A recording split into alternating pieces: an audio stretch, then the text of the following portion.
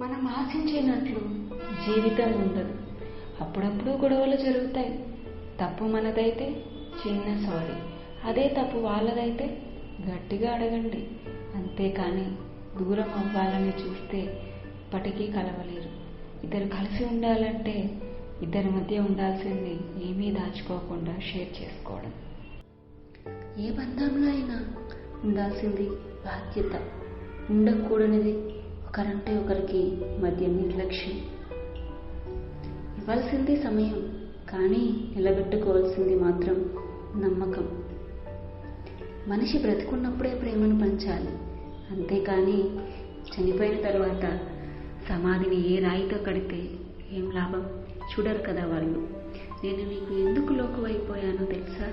నా బలం, నా బలహీనత అన్నీ నువ్వే అని తెలుసుకున్నావు కాబట్టి. నిజం. కాలం వెనక్కి వెళితే బాగుండు. నా కథ మళ్ళీ రాసుకుంటా. నీతో కోల్పోయిన ఈ జీవితాన్ని కలకాలం ఉండేలా ఎప్పటికీ. జీవితంలో దగ్గర ఎవ్వరికీ అవ్వద్దు. దగ్గర పడడం కంటే, దగ్గర అయి బాధపడడం కంటే మన హద్దుల్లో మనం ఉండటం చాలా మంచిది. మాటల్లో అబద్ధం ఉన్నా పర్వాలేదు, కానీ చూపించే ప్రేమలోనే అపార్థం ఉండకూడదు.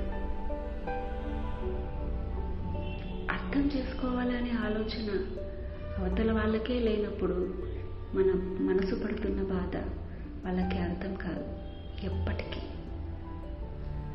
మన కోసం ఏడ్చేవాళ్ళు, మన నవ్వు కోసం ఎదురు చూసేవాళ్ళు మనకు దొరకాలంటే ఖచ్చితంగా అదృష్టం ఉండాలి.